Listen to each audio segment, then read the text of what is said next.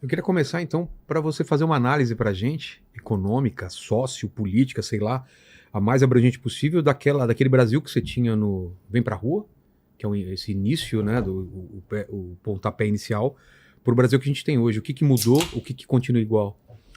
Pô, pois bem, uma análise de 2014 pra cá, né? Isso. Em certa medida, as pessoas saíram em Você tava 2013. com quantos anos? Eu tinha 29, 30 anos quando eu comecei o MBL. Tá. Eu era um dos mais velhos. O Kim tinha 18, 19 anos. Moleque, né? Todo Moleque. mundo... E as pessoas saíram às ruas em 2013. E em 2013 era assim uma revolta contra o sistema. Já faz muito tempo. Parece que Ela começa... não tinha cor ideológica. É. Até começa com a esquerda, mas ela não Sim, tinha sim. cor ideológica. Ela começou como um fenômeno. Esse fenômeno toma as ruas do Brasil pra mostrar assim, nós estamos com raiva de algo que a gente não sabe descrever. Quando o MBL surge, aí já em 2014, a gente direciona, não, esse governo é um governo corrupto, há um escândalo de corrupção gigante que a Lava Jato está descobrindo, e nós precisamos derrubar esse governo e administrar o Brasil com novas ideias. Aí sim surge o que a gente chama de direito online. Aí tinha o Olavo de Carvalho, que era um pensador, você tinha o Bolsonaro, começava a surgir, indo lá no programa da Luciana Gimenez, com os memes dele e tal. Então muita coisa começou a surgir. A gente derruba Dilma Rousseff, entra o Michel Temer. À época, a gente apoiou duas grandes propostas, uma foi a reforma trabalhista, outra a PEC do teto. A gente tentou apoiar à época uma reforma da Previdência, para o Brasil já mudar a lógica econômica dele. Se tivesse passado aquela época, o Brasil já estava em vamos dizer, outra posição econômica, à época, para poder encarar as crises que vieram depois. Mas o Bolsonaro ganhou, havia por parte das pessoas uma grande esperança no Bolsonaro. O Bolsonaro, ele transformou toda aquela esperança em mudar um país em culto à personalidade dele. Porque o Bolsonaro é um homem muito simples. Ele até gostava, é um cara engraçado. Mas ele não... Simples não, no bom sentido ou no mau sentido? no bom e no mau sentido. A questão é o seguinte, ele quer mostrar o tempo todo que ele é uma pessoa comum. Mas pra você pra você ter feitos extraordinários, você precisa ser uma pessoa com qualidades extraordinárias, que são qualidades incomuns. Se você põe uma pessoa incomum pra fazer uma cirurgia no seu cérebro, essa pessoa vai fazer uma besteira, ela não tem qualidades especiais. O Bolsonaro nunca teve essas qualidades, as pessoas gostavam dele por ele ser simples, por ele ser engraçado. Ok, só que quando ele precisava lidar com crise, ele não sabia o que fazer. E mais, ele tinha preocupações com os filhos, se o filho corrupto aqui ou o filho corrupto ali, ele iria se dar mal, então ele precisava proteger. Na prática, ele traiu essa esperança das pessoas e a gente se manteve brigando. E acho que você fez muita cobertura desse período, 2020, 21, 22. E ele perdeu a eleição pro Lula, como era esperado. E aí vem um governo de esquerda e a gente volta, e isso que a gente amarra todo o ciclo. A gente volta pra 2015, quando a Dilma ainda estava no poder. A gente volta assim, como é que pode o PT ter retornado ao poder, mesmo o PT ter sido chutado pelas pessoas às ruas em 2016, 17, 18? É porque naquela época, em 16, 17, 18, tinha uma coisa que a gente não tem mais hoje. Tinha esperança que o Brasil dava pra ficar diferente, então as pessoas saíram às ruas, porque elas acreditavam que se tirasse o PT do poder, dava pra ter algo diferente, e as pessoas defendiam pautas e não cultuavam uma pessoa. Então quando a gente defendeu pauta, a gente defendeu a Lava Jato, o impeachment da Dilma, reformas, prisão do Lula, e tudo isso aconteceu. Quando os brasileiros passaram a apoiar apenas a pessoa, que era o Bolsonaro, o Brasil perdeu. A Lava Jato acabou, o Lula voltou, e aí a gente tá hoje com o Brasil sem esperança nenhuma, a ponto de ter o maior escândalo de corrupção da nossa história acontecendo agora, que é basicamente o escândalo do Banco Master, e ninguém quer sair às ruas, porque ninguém acredita mais em nada. E esse é um momento que o Brasil não tem nenhuma esperança. O brasileiro, ele perdeu esperança em absolutamente tudo. Especialmente as pessoas com mais de 30, 40 anos. Eu sinto isso, as realmente. pessoas da minha geração. Da sua geração também. Na minha geração. Porque é uma também. geração que o Brasil não se realizou. A gente passou umas 3 levas de agora vai. Agora vai, agora vai. Depois do tempo você fala, quer saber? Muda governo, entra governo, é a mesma coisa. Isso. E é ruim isso. Esse Muito sentimento ruim. é ruim. Fala, meus queridos, aqui quem fala é o Alan do canal Inevitável Cortes, e no meu segundo mês postando cortes aqui no YouTube de figuras do Partido Missão e do MBL, eu faturei cerca de 25 mil reais, ou um pouquinho mais de 4 mil dólares. E se você tem interesse em estar criando o seu próprio canal de cortes, eu preparei um treinamento 100% focado, mostrando o passo a passo para você estar conseguindo fazer seus cortes de figuras do Partido Missão e do MBL. Para acessar o treinamento é só clicar no primeiro link da descrição ou ler o QR Code que tá aparecendo aqui no meio da tela agora. É muito ruim, porque não aconteceu. O Brasil não aconteceu pra minha geração. Tinha oportunidade. Lógico. Imagina um cara, eu tô com 42 anos. Um cara da minha geração achava assim, vou fazer a faculdade, estudei, fiz a faculdade, vou arrumar um trampo, vou crescer na empresa, talvez mude pra outra pra ter uma promoção, vou comprar uma casa, casei. Não aconteceu isso. Não aconteceu. Essa geração minha, já em 2008 teve uma crise, então teve a crise mundial em 2008. O Brasil teve uma outra crise em 2013, 14 e 15. Crise econômica, então essa pessoa perdeu tudo. Aí quando viu esse cara que fez a faculdade, tá tendo que fazer Uber pra sobreviver. E aí ele, não, agora é Bolsonaro, agora vai. Aí não foi. Aí volta o Lula e fala, vou te dar uma picanha. Picanha? E não teve picanha nenhuma também. Então esse cara acha que viver no Brasil é uma desgraça. E aí o que tá acontecendo? As pessoas estão indo embora do Brasil. O Brasil, que sempre foi um país de imigrantes, um país assim, especialmente se você é do centro-sul do Brasil, você provavelmente vai lembrar que seu avô ou sua avó veio de algum lugar diferente do mundo. Hoje não é mais assim, o brasileiro vai embora. O brasileiro tá procurando emprego em outros lugares. E isso tá acontecendo porque as pessoas perderam a esperança do Brasil. Aí são piadas, o Brasil é um bostil, o Brasil não vai dar nada, ou o Brasil é um cachorro caramelo. Aí o PT se aproveita disso. Não, é a soberania com o cachorro caramelo. Pô, cara, a gente não é isso. A gente perdeu essa energia vital que poderia fazer a gente ser uma das grandes potências do mundo. E aí o que eu tô tentando fazer? Eu acredito muito. Eu sou meio louco nesse sentido.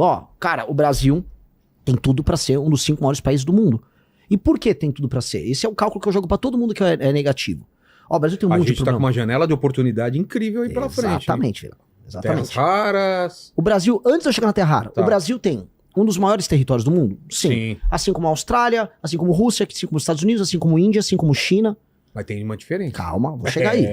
2, o Brasil tem grande população? Sim, tem mais de 200 milhões de habitantes. 3, o Brasil tem uma economia grande?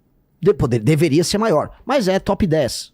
Então, das grandes nações do mundo que dão um checklist nisso aí, são poucas que vão chegar nesse enquadramento. Eu colocaria 5 e incluiria a União Europeia como 6º. Que China, Rússia, Índia, Estados Unidos, Brasil e União Europeia. Vamos botar assim. Então, o Brasil deveria jogar nessa liga. Essa é a liga do Brasil jogar.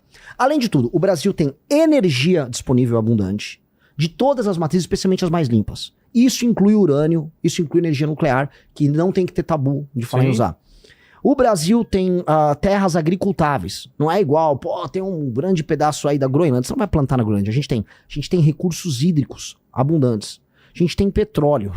A gente tem um clima quente que permite que você tenha, por exemplo, 2 safras no ano. Ou seja, o Brasil é um país abençoado nesses termos. Água, demais. Descobriram debaixo da Amazônia água por não sei quantas décadas aí para a humanidade. Então, onde eu vou chegar? Em condições normais de temperatura e pressão, se a gente não se sabotar, a gente é top 5 no mundo. Agora, se você perguntar para qualquer brasileiro se o Brasil é hoje uma nação que tem condição de sentar na mesa com os grandes, as pessoas vão dar risada. A gente acha que a gente é ridículo, que a gente é um país eco. Pois bem, a gente precisa de um plano. O problema do Brasil é um problema de liderança. É como se a gente fosse um time de futebol que tem bons jogadores, mas o técnico é um imbecil. E este é o grande problema do Brasil. Nós escolhemos a pior comissão técnica assim, possível. E em todos os termos, não estou falando só do Lula, do presidente da República. Eu estou falando, por exemplo, que o Tribunal de Contas da União, ou nomeações para órgãos que as pessoas nem sabem o nome, vão ser feitas por figuras que vêm dos piores estados em termos de administração do Brasil. O que eu quero dizer? O Maranhão, o Amapá, o Acre, que são lugares mal administrados. Os lugares onde tem muita corrupção, onde uma parte dos municípios não sustentam, eles mandam mais do que São Paulo. E aí os lugares mais mal administrados colocam os políticos que mandam em tudo. Então, tem algum sentido em eu pegar, por exemplo, montar a comissão técnica da seleção brasileira com jogadores que estão na Série C, que foram rebaixados? Com um técnico, com massagista, com fisioterapeuta? Não faz sentido. Mas é o que a gente faz na política. Então, um estado... Eu visitei o Maranhão. Beijo pra todo mundo do Maranhão. Vocês sabem que eu tô falando verdade. A galera do Maranhão sabe que eles são administrados pela pior classe política do Brasil. Dito isso, eles mandam muito mais do que administradores públicos e políticos e lideranças de estados mais bem administrados. Santa Catarina, por exemplo. Então, o que faz com que o Brasil ele seja tão desequilibrado? Nós temos um sistema político antigo que ele valoriza a ocupação de espaço e não a entrega de resultado. E a população, e aqui eu vou perder voto, mas vamos lá, aqui nós temos que... Tô no Vilela, cara, tô em casa, aqui eu vou falar o que eu penso mesmo. A população não sabe avaliar. E onde eu rodo no Brasil, a população não sabe avaliar. Culpa do que isso? Diversas razões. A população não sabe avaliar que é importante para ela ter saneamento básico.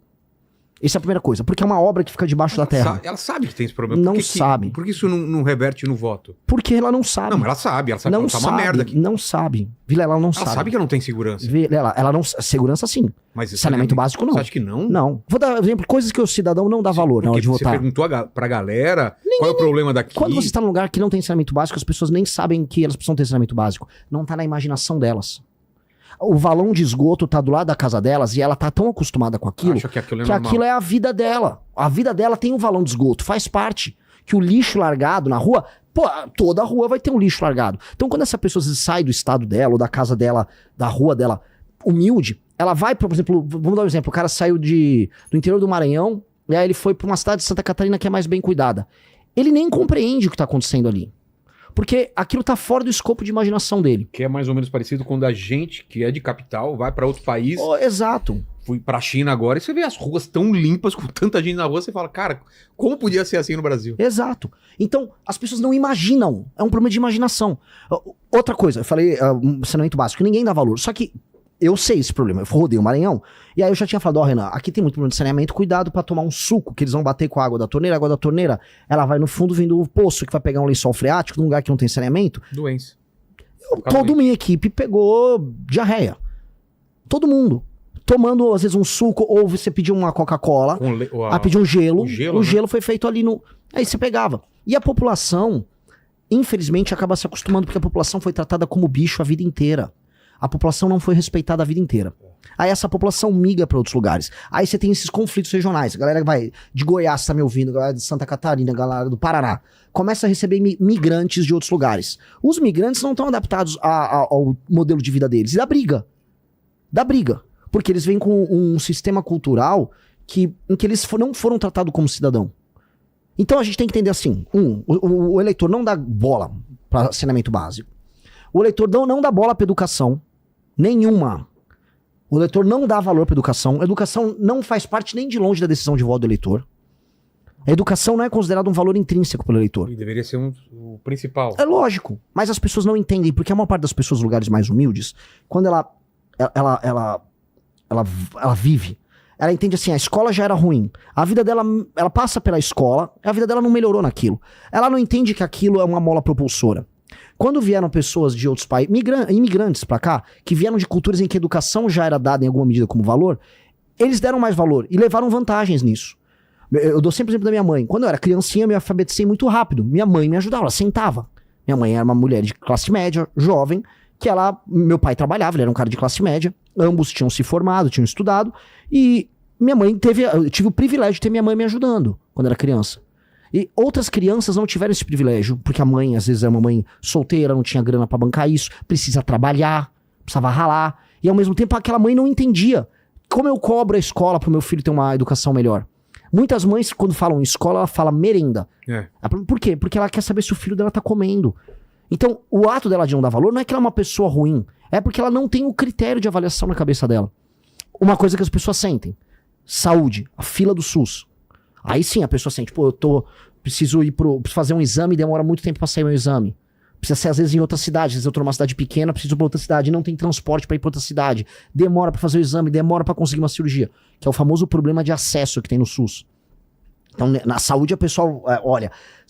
Transporte, o pessoal também olha, porque é uma coisa que afeta ela. Vou pro trabalho, ou o transporte tá caro, ou o transporte tá demorado, ou o transporte tá ruim. Mas, no geral, nos lugares mais humildes, boa parte dos problemas não são avaliados como importantes. E aí o político entende. E o que o político faz? E essa é a lição que eu tive de Brasil. A maior lição que eu tive. O político, ele entende que ele pode cooptar aquela pessoa. Então, você tem uma família com 5 pessoas. Ele dá um emprego pra uma pessoa na tua família. Aí a tua família inteira é obrigada a votar nele e apoiar ele o tempo todo. Ele distribui uma telha, um saco de cimento. Ele fica mantendo você num sistema de favor. E nada disso envolve atividade econômica gerada no município. Porque ele vive de repasse do famoso FPM, Fundo de Participação dos Municípios, que é um repasse que vem lá do governo federal. Esse repasse vem de dinheiro tirado de outros lugares. E esse político não tem nenhuma responsabilidade em aumentar a arrecadação, tampouco em melhorar a vida das pessoas. E é por isso que eu comecei a jogar luz sobre esse problema ao redor do Brasil, que eu falei, cara, todos os políticos do Centrão, os políticos mais corruptos, eles vêm desse modelo de engambelar o eleitor, de comprar o eleitor, de manter o eleitor ali como um servo, enquanto ele tira dinheiro de outros lugares do Brasil que estão ralando e pagando imposto altíssimo. E aí ele se mantém, fica rico no meio, e aí ele tem o ciclo eleitoral. Se esse cara tá no Nordeste, não no Norte, no Nordeste tem, por exemplo, vai acontecer agora o São João. Todo político do interior tem que fazer o maior São João possível, e o eleitor avaliar ele se o São João for grande. No resto dos lugares, são os grandes shows, por exemplo, festa da prefeitura. A prefeitura fez o aniversário, aí você traz o Natanzinho, traz o Wesley Safadão, e traz vários desses cantores, e aí o público avalia, pô, meu prefeito é bom. Aí o safadão chama o prefeito lá, aí o prefeito dança. Cara, isso não dá. Aí você tem, sei lá, mais de 2.000 cidades no Brasil que vivem disso. Pão em circo. É um pão em circo com muita pobreza, IDH baixíssimo e baixa atividade econômica. Em última instância, não só por conta disso, por conta de outras coisas, mas isso faz também com que outros lugares no Brasil acabem pagando uma alíquota de impostos muito alta para sustentar essas transferências para outros estados e municípios e também para sustentar a máquina do governo, a grande máquina com seus milhares de juízes, com seus milhares de promotores, com seus funsas que ganham salários acima da média, com super aposentadorias. E você tem que sustentar toda essa máquina que redistribui dinheiro que não funciona. E aí fica a pergunta, desde a Constituição de 88 tem todos esses instrumentos de distribuição de recursos. Se for puxar ainda, vamos dizer, o Pacto Federativo, os investimentos para diminuir a pobreza no Nordeste, Sudene e tal, a gente tá lá desde os anos 50 falando em fazer isso. E a desigualdade regional não diminuiu. Então a gente tem que mudar a lógica. E quando eu olho e eu estudo a lógica, ou seja, quando a gente estuda história, o que a gente percebe? Que você tem uma classe política que é horrenda, que é a pior classe política possível, administrando os lugares mais humildes e que não larga o osso. E eles se aliam com a esquerda, com a direita, com quem for, que é o famoso centrão. E se a gente quiser resolver centrão, se a gente quiser resolver STF, se a gente quiser tornar, aí sim, o Brasil que eu falei que tem que ser uma das 5 maiores nações do mundo, a gente vai ter que resolver esse problema. Porque rodando o Brasil, tomando uma surra de Brasil, vamos botar assim, você percebe que boa parte das nossas discussões são sobre outras coisas. E não sobre isso. E isso é o essencial. Isso é o verdadeiro tema de Brasil. Eu mesmo, cara, como liderança de movimento, eu achava que, pô, tem outro tema aqui. Cara, tem temas bem mais importantes. E esse é mais importante. Esse eu percebi. Este é o maior problema do Brasil. E se a gente resolve esse problema, por extensão, a gente começa a resolver o grande problema brasileiro. Porque do jeito que tá, o mundo não vai ter clemência com o Brasil. O Brasil, como você disse, tem terras raras, tem recursos hídricos, tá posicionado estrategicamente. O continente, o Sul, a América do Sul, assim como o tal do Sul global, vai ser cada vez mais importante nas próximas décadas. A China, por exemplo, quer fazer uma ferrovia ligando Ilhéus até Xangai, no Peru, que é a ferrovia bioceânica. Porque aí eles dão um bypass ali no canal do Panamá. Você cruza o oceano. E os Estados Unidos não quer. A gente quer. Pra gente é bom. Mas é bom se com a China fazendo a ferrovia? Não sei, eu quero a gente fazer a ferrovia. Então, o mundo tá olhando pra gente e a gente tá fraquinho aqui. Metade do Brasil discutindo se quer uma picanha do Lula, se quer um Vale Gás, o outro se quer soltar o Bolsonaro. É essa a discussão? É essa a discussão de Brasil? Não é. Se a gente quiser ser um país de primeiro mundo, não é. E o lance que a gente tem que desafiar e acordar as pessoas é o que a gente precisa fazer para nos próximos 30 anos a gente se tornar uma dessas 5 nações. Todas essas outras discussões são discussões contingentes, que elas afetam essa, mas elas são menores. Todas, incluindo a STF. Essa é a grande discussão. Como quebrar essa barreira para tornar o Brasil um dos 5 maiores países do mundo? Só deve ser essa a nossa discussão. Todo o resto é besteira. Você quer que o Brasil seja um país sério? Então se inscreva no canal, deixe seu comentário e compartilhe para ajudar o vídeo a alcançar mais pessoas. Deixe seu like e confere os links na descrição para mais informações. E não se esqueça, o único número que supera o 13 é o 14. Até o próximo vídeo.